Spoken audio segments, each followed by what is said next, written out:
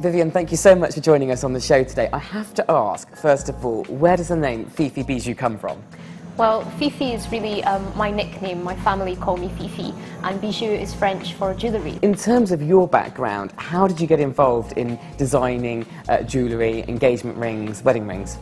Well, I trained at Glasgow School of Art in silversmithing and jewellery, and after my degree there I worked for 5 years as head of design for a jewellery company.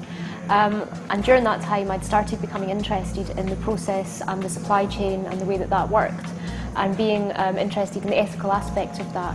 And I was actually approached by a Scottish politician who was a keen human rights activist and environmental activist, and he approached me and asked me, could it be done, could I design for him a fair trade ethical engagement ring for his girlfriend. So that was really the beginning of it. I started at that point and had to then source the platinum and the diamonds that he wanted and work through it from there. So that was the start of my business concept as an ethical jewellery designer. So Vivian, we're in the workshop, very excited about the gold. What happens here? Well, basically what happens here is we have the gold delivered. This is it in its raw form. This is just how it comes to me.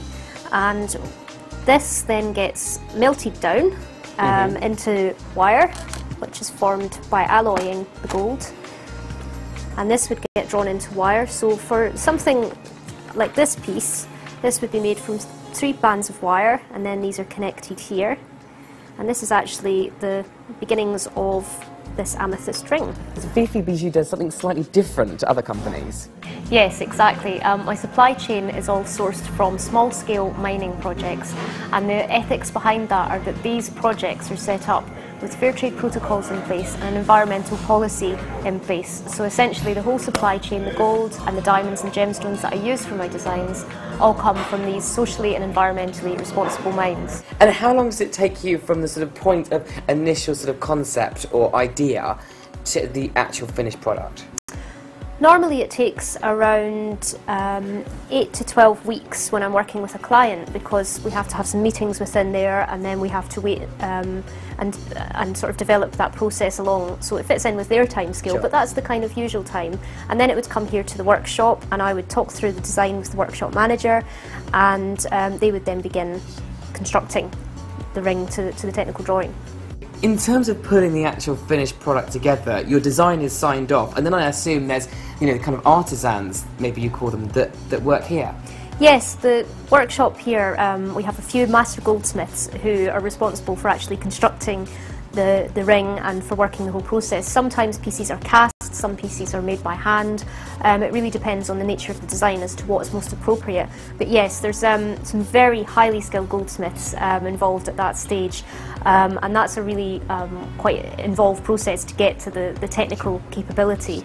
And then you have setters and you have mounters and polishers who deal with, you know, sort of the specialist diamond settings and special sort of unusual settings as well. So there's really quite an involved process at that stage.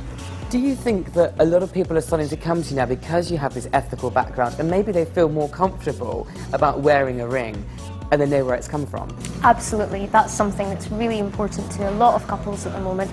It's something that people appreciate, having that link back to where it's actually come from, and it's a way of making a real difference to these projects, to these miners' lives and their livelihood.